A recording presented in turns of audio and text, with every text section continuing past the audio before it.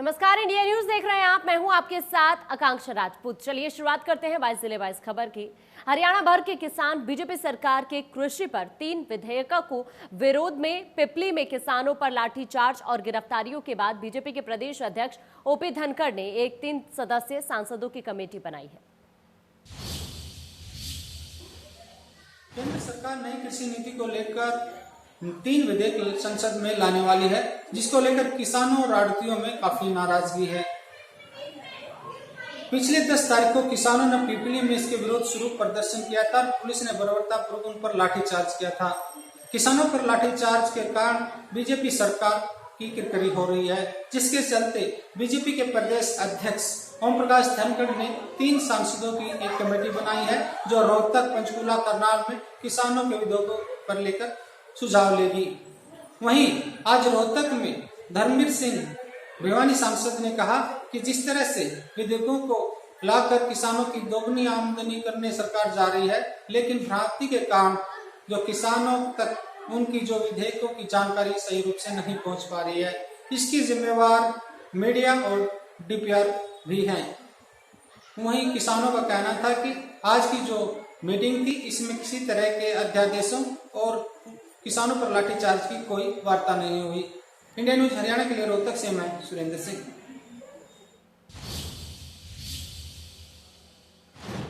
कृषि मंत्री जेपी दलाल ने कांग्रेस को नसीहत दी कि कांग्रेसी नेता किसानों के कंधों पर बंदूक रखकर ना राजनीति करें। साथ ही कांग्रेस पर निशाना साधते हुए उन्होंने क्या कुछ कहा, वो इस रिपोर्ट में आप देखें। प्रदेश के कृषि, किसान कल्याण, मत्स्य एवं पशुपालन महकमे के मंत्री जेपी दलाल ने साफ तौर पर कहा है कि 3 नए अध्यादेशों से किसी भी किसान को कोई दिक्कत नहीं है। अगर दिक्कत है तो महज विपक्षी कांग्रेसी नेताओं को या फिर उनसे समर्थित आड़ती संगठनों को। प्रदेश में अफरा तफरी फैलाना चाहते थे, हाईवे को जाम करना चाहते थे, वो चाहते थे कि गोलीबारी हो। लेकिन जिस तरह से अब माहौल कायम हुआ है, अब कांग्रेसी नेता बौखलाए हुए हैं क्योंकि उनकी दाल नहीं गली है। उन्होंने कहा कि किसानों के मुद्दों को लेकर पूरी तरह से प्रदेश सरकार गंभीर है और वजह यही है कि 3 अध्यादेशों को लेकर जो भी शिकायतें हैं उनके निवारण के लिए 3 सांसदों के नेतृत्व में कमेटी बनाई गई है, जो कि रूबरू होकर तमाम चीज़ें किसानों से जानेगी।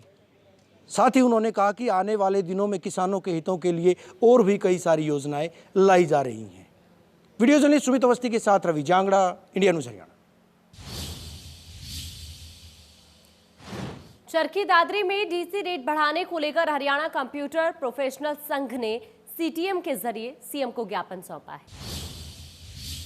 डीसी रेट बढ़ाने की मांग को लेकर कंप्यूटर प्रोफेशनल संघ के द्वारा चरखी दादरी में सीटीएम के माध्यम से प्रदेश सरकार को ज्ञापन पत्र प्रेषित किया गया।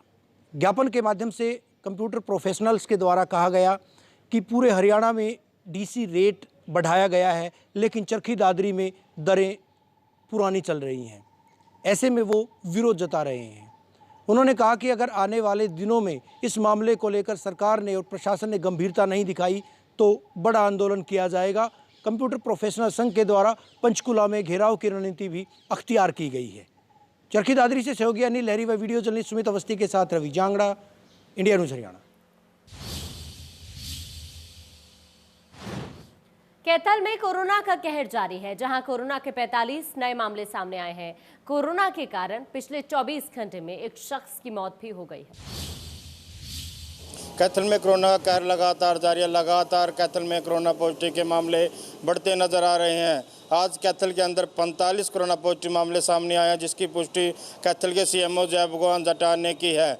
और उसके साथ एक आंकड़ा कैथल में मौत का भी बढ़ चुका है। टोटल मौत की संख्या 22 की संख्या कैथल की पहुंच चुकी है। और उसको लेकर कैथल जिला प्रशासन और स्वास्थ्य विभाग के सीएमओ जय भगवान जटान ने एक अपील भी की है कैथल के शहरवासियों से कि बहुत ही कम संख्या में निकले और ज़्यादा से ज़्यादा सोशल डिस्टेंस में रहें। अगर आप बाज़ार में जाते हैं या कहीं पर भी जाते हैं, सचिवालय में जाते हैं या हॉस्पिटल में जाते हैं, तो सोशल डिस्टेंस में ही रहें और मास्क लगाकर बहुत ही ज़रूरी है, जो कि और उस मास्क लगाकर ही घर से बाहर निकले, बिल्कुल, वरना बिना मास्क बिल्कुल भी घर से बाहर ना निकलें। और प्रशासन द्वारा बहुत ही कार्य भी किए जा रहे हैं, गाँवों में कैंप लगवाए जा रहे हैं और पुलिस प्रशासन द्वारा अपील भी की जा रही है। हर गली में जाकर, शहर में जाकर शहरवासियों को बताया भी जा रहा है सोशल डिस्टेंस के बारे में, मास्क के बारे में, और उसको लेकर अपील भी की जा रही है कि बहुत ही कम संख्या में जो कैथल शहरवासी है घर से बाहर निकले और सोशल डिस्टेंस और मास्क का ज़रूर प्रयोग करें। अब देखना ये होगा कि प्रशासन कब कहाँ तक अपील करता है और क्या शहरवासी कैथल प्रशासन की अपील को मानते हैं या नहीं। कैथल से कैमरामैन राकेश सैनी के साथ मनोज मलिक, इंडिया न्यूज़ हरियाणा। उधर सोनीपत में कोरोना के 218 नए मामले सामने आए हैं। ग्रामीण इलाकों से कोरोना के मामले ज्यादा सामने आ रहे हैं। कोरोना के कुल 6224 मामले अभी तक सामने आ चुके हैं। सोनीपत में कोरोना का कहर लगातार जारी है। पिछले 24 घंटे में रिकॉर्ड तोड़ 218 कोरोना पॉजिटिव मरीज सामने आए हैं, जिसके बाद जिले में कोरोना संक्रमित मरीजों का जो आंकड़ा है वो 6224 पर पहुंच गया है। हालांकि अभी तक सोनीपत जिला स्वास्थ्य विभाग ने 1,13,000 से ज़्यादा सैंपल हैं वो लिए हैं। उसके अलावा ग्रामीण क्षेत्रों में कोरोना टेस्ट के लिए 23 जो टीमें हैं वो जांच कर रही हैं, ताकि ग्रामीण क्षेत्र में बढ़ रहे कोरोना के मरीजों पर जल्द से जल्द लगाम लगाई जा सके। अभी तक सोनीपत में 42 मरीज कोरोना से अपनी जान गंवा चुके हैं। हालांकि अगर एक्टिव मरीजों की बात करें तो ज़िले में 1300 से ज़्यादा अभी भी एक्टिव मरीज हैं। होम आइसोलेशन के अलावा सोनीपत के खानपुर पीजीआई में सभी कोरोना पॉजिटिव मरीजों का जो इलाज है वो चल रहा है। सोनीपत से इंडिया न्यूज़ के लिए सनी मलिक। उधर गुरुग्राम में सिविल डिफेंस के वॉलंटियर्स को ट्रेनिंग दी गई। प्राकृतिक आपदा में बचाव को लेकर उन्हें जानकारी भी दी गई। गुरुग्राम में प्राकृतिक आपदा और किसी भी तरह की आपदा से निपटने के लिए अब सिविल डिफेंस के जो वॉलंटियर्स हैं वो भी काम करेंगे, और इसी को लेकर गुरुग्राम के पुलिस ट्रेनिंग सेंटर में आज एक दिन की कार्यशाला का आयोजन किया गया। इस कार्यशाला में इन वॉलंटियर्स को जो जानकारी दी गई उसमें साफ तौर पर यह भी बताया गया कि किसी भी आपदा के समय आखिरकार किस तरह से बचाव किया जा सकता है और किस तरह से राहत कार्य को तेजी से बढ़ाया जा सकता है।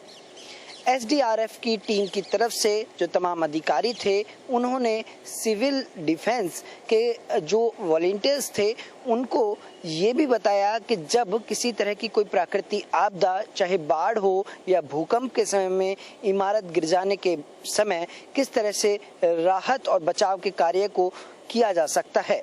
उन तमाम बातों के साथ उन्हें उन उपकरणों के बारे में भी जानकारी दी जो राहत कार्य में काम आते हैं। एसडीआरएफ की टीम की तरफ से इन वॉलंटियर्स को इस बात की जानकारी इसलिए दी क्योंकि आपदा के वक्त एसडीआरएफ और एनडीआरएफ की टीम यदि देरी से पहुंच रही है तो ये वॉलंटियर्स भी इसमें सहयोग कर सकते हैं और उस वक्त वो राहत दे सकते हैं जब ये शुरुआती दौर हो। और एसडीआरएफ और एनडीआरएफ की टीम यदि देरी से आ रही है तो उस वक्त यदि वॉलंटियर्स वहां होंगे तो निश्चित तौर पर राहत आसानी से पहुंचाई जा सकती है। इन तमाम पहलुओं के बीच आज ये कार्यशाला का आयोजन किया गया। इसके अलावा करीब 350 वॉलंटियर्स गुरुग्राम में सिविल डिफेंस के हैं और इसके साथ साथ अब फायर विभाग के साथ भी ये ट्रेनिंग लेंगे। गुरुग्राम से कैमरामैन जगदीश तोमर के साथ देवेंद्र भारद्वाज, इंडिया न्यूज़। गुरुग्राम नहर किनारे बसी पटेल नगर की झुग्गियों पर तोड़फोड़ की तलवार लटक गई है। 8 महीने बाद एक बार फिर सिंचाई विभाग ने झुग्गियों के आगे नोटिस चस्पा कर दिया है। गुरुग्राम नहर किनारे बसी पटेल नगर की झुग्गियों पर एक बार तोड़फोड़ की कार्रवाई की तलवार लटक चुकी है और सिंचाई विभाग की तरफ से बाकायदा 3 दिन के भीतर उन झुग्गियों को हटाने के लिए नोटिस चस्पा कर दिया गया है। सिंचाई विभाग के अधिकारियों की माने तो ये सरकारी ज़मीन पर झुग्गियां बसी हुई हैं और अब यहां राष्ट्रीय राजमार्ग पर फ्लाईओवर बनना है तो इसके लिए इन झुग्गियों को यहां से हटाना पड़ेगा। वहीं झुग्गी वासियों का कहना है कि वो पिछले 30 से 40 साल से यहाँ रह रहे हैं और सरकार उनके पुनर्वास निकास की व्यवस्था करे, उसके बाद में इन झुग्गियों को तोड़े। चूँकि वो पिछले लंबे समय से रह रहे हैं और ऐसे में उनके पास में दूसरा कोई मकान नहीं है, तो सरकार कहीं ना कहीं उनको इस बात की रियायत दे। इसके साथ साथ में कहीं ना कहीं जो कोर्ट के आदेश हैं उनका भी हवाला देते हुए साफ कह रहे हैं कि उस झुग्गियों पर स्टे लगा हुआ है और ऐसे में विभाग उनको नहीं तोड़ सकता। अब देखने वाली बात होगी कि सिंचाई विभाग के अधिकारी इस मामले में किस तरह से संज्ञान लेते हैं। फरीदाबाद से देवेंद्र कौशिक, इंडिया न्यूज। यमुनानगर के बिलासपुर तहसील का एक ऐतिहासिक कस्बा है, जिसे बंदा बैरागी द्वारा स्थापित पहला सिख राज्य की राजधानी थी। पूरा मामला इस रिपोर्ट में आप देखें। कोरोना महामारी के बढ़ते टेस्टों की संख्या को लेकर यमुनानगर प्रशासन ने एक वेबसाइट लॉन्च की है और सिविल सर्जन .com के नाम से जो वेबसाइट लॉन्च की, जिसको उपायुक्त मुकुल कुमार ने CMO विजय दिया के साथ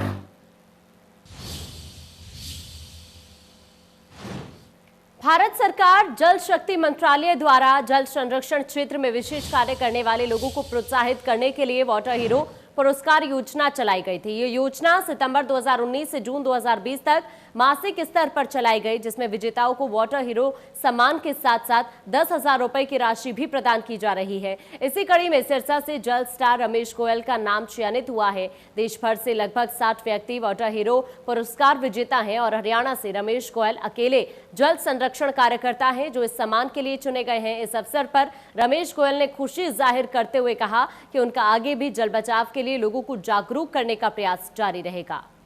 मुझे इस बात का गर्व है, खुशी है कि हरियाणा से मैं केवल अकेला व्यक्ति हूं जो इसमें चुना गया हूं पुरस्कार के लिए। और निरंतर जो 12 साल से मैं इस लाइन पर काम कर रहा था, ये उसकी एक मान्यता है, उसका एक इनाम है, उसका एक पुरस्कार है, उसका एक प्रोत्साहन है, जिसके लिए मुझे चुना गया। सोनीपत में पुलिस को बड़ी कामयाबी हाथ लगी है। पुलिस ने एक ऐसी महिला को गिरफ्तार किया है जो लिफ्ट मांगकर लोगों को अपना निशाना बनाती थी। करनाल की CIA पुलिस ने एक लुटेरी महिला को गिरफ्तार किया है, जिसके पास से 3 लाख रुपए का सामान भी बरामद कर लिया गया। बताया जा रहा है कि यह लुटेरी जो गैंग है, इस महिला के साथ और भी कई लोग हैं जिन्होंने मिलकर कई वारदातों को करनाल में अंजाम दिया और ये बाइक सवार को झांसा देते थे और आगे जाकर उसको खिलाफ मामला दर्ज करवाने का जो धमकी देते थे और उसको जो सामान था वो लूटकर फरार हो जाते थे। पुलिस अधिकारी द्वारा जानकारी दी गई है कि 6 मामले करनाल में यहाँ पर लूट के छीना झपटी के यह गिरोह कर चुका है और महिला को अब गिरफ्तार कर लिया गया। वहीं जो जानकारी मिली है, कुरुक्षेत्र में भी 5 मामले इस महिला के खिलाफ दर्ज हैं। इसी को लेकर जो है पुलिस अब कहीं ना कहीं सलाखों के पीछे आज उसको अदालत में पेश करके जेल भेज दिया गया और जो आगे की जांच पुलिस ने शुरू कर दी है। करनाल से केसी आर्य, इंडिया न्यूज़। पानीपत के गांव थिराना की निवासी कांता बाइक पर आते बुजुर्ग से लिफ्ट लेती थी और फिर उनके ऊपर छेड़छाड़ का आरोप लगाकर उनसे पैसे ऐंठा करती थी। ये बात तब सामने आई जब महिला ने अटावला गांव के निवासी को अपनी शिकार बनाया, लेकिन पीड़ित ने इसकी शिकायत पुलिस से की। मामले की छानबीन के दौरान सारी बातें साफ हुई। फिलहाल आरोपी महिला पुलिस की गिरफ्त में है।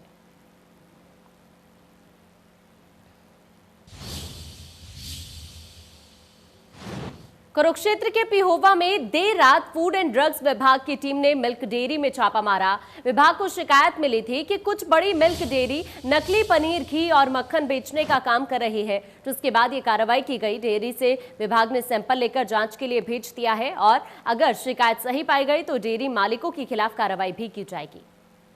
आज हमें सूचना मिली थी कि यहाँ पे मिलावटी पनीर और घी वगैरह में मिलावट की जा रही है सेवा में, तो जिसके संदर्भ में हमने आज सैंपल लिए हैं यहाँ से और उनको हम अपनी लैब में भेज देंगे और लैब की रिपोर्ट आएगी। लैब की रिपोर्ट के अनुसार हम कार्रवाई करेंगे। उधर अंबाला में एलोवेरा जूस की आड़ में अवैध शराब की तस्करी करने के धंधे का भंडाफोड़ हुआ है। पुलिस ने देर शाम मामले में कार्रवाई करते हुए लगभग 290 पेटी अंग्रेजी शराब की बरामद की है। अंबाला शहर के पंजोखरा पुलिस थाने के अंतर्गत आने वाले गांव मंढौर से निकले एक ट्रक को पुलिस ने काबू किया, जिसके बाद पुलिस ने गांव में स्थित एक गोदाम पर छापेमारी कर शराब भी बरामद की। अंबाला के डीएसपी ने जानकारी देते हुए बताया कि एलोवेरा जूस की आड़ में शराब की तस्करी के धंधे को अंजाम दिया जा रहा था, जिससे पुलिस ने पर्दा उठा दिया है और बताया कि एलोवेरा जूस की आड़ में शराब की अवैध तस्करी की जाती है। जिसके बाद रेड की गई तो लगभग 290 पेटी अंग्रेजी शराब बरामद की गई है और ये जांच की जाएगी कि शराब किस फैक्ट्री से आई है। एक ट्रक जिसमें लगभग अभी तक जो हमने मिली है 145 पेटी, जिसमें एक पेटी के अंदर लगभग 2 पेटी हैं, 290 के करीब पेटी और कुछ एक पेटी गोदाम पे हैं जिनकी काउंटिंग की जाएगी। एक्साइज विभाग के जो अधिकारी हैं वो आए हैं, उनके साथ जाके गोदाम की चेकिंग की जाएगी। जो भी उसमें और मिलेगा उसके बारे में। पलवल स्वास्थ्य विभाग की टीम ने दिल्ली में छापेमारी कर 3 ऐसे व्यक्तियों को पकड़ा है जो कि गर्भवती महिलाओं के गर्भ में पल रहे शिशु की लिंग जांच करवाते हैं। हालांकि आरोपियों के 2 साथी मौके से फरार भी हो गए। आरोपी लिंग जांच कराने की एवज में 40 से 50 हजार रुपए वसूलते हैं। टीम द्वारा मौके पर आरोपियों के कब्जे से 20 हजार रुपए बरामद किए गए हैं। शहर थाना पुलिस ने स्वास्थ्य विभाग की टीम इंचार्ज की शिकायत पर आरोपियों के खिलाफ मामला दर्ज कर कार्रवाई शुरू कर दी है।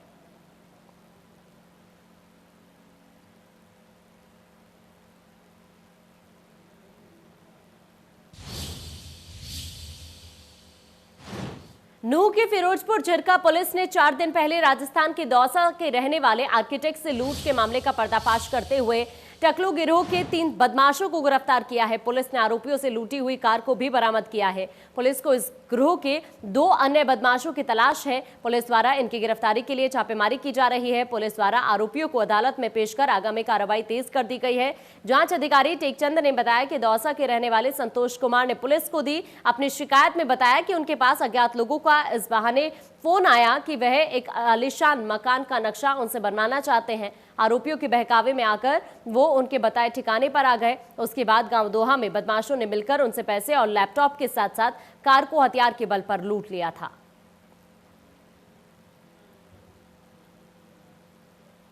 इन्होंने टसलू काटा था। एक राजस्थान से पार्टी बुलाई थी आर्किटेक्ट्स के बहाने से, तो उनसे इन्होंने एक गाड़ी, मोबाइल, पैसे तो वो लूटे थे। उस संबंध में गिरफ्तार करें। कितने लाख रुपए का टकलू काटा गया है?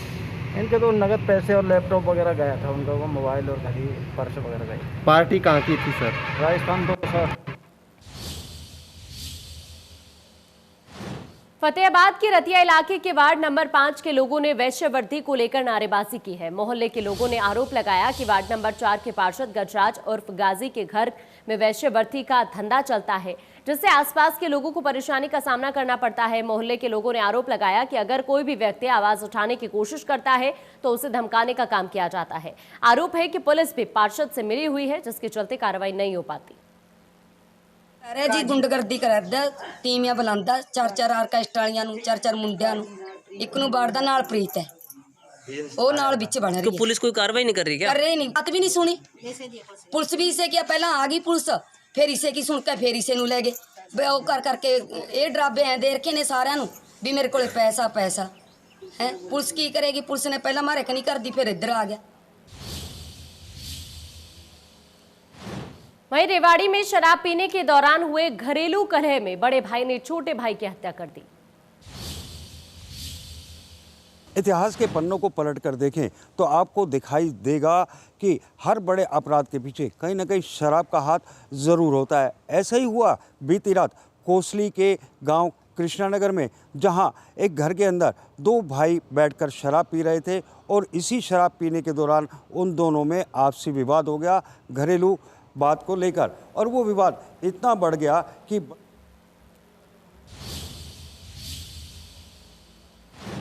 पंचकुला में कार मोरनी खाई में जा गिरी। हादसे में एक युवती की मौत भी हो गई है, जबकि 2 लोग गंभीर रूप से घायल हो गए हैं, जिसे पंचकुला के नागरिक अस्पताल में भर्ती करवाया गया है। कार में 3 लोग सवार थे। सामने से आ रही तेज रफ्तार कार को बचाने के चक्कर में यह हादसा हुआ है। पुलिस पूरे मामले की जांच कर रही है।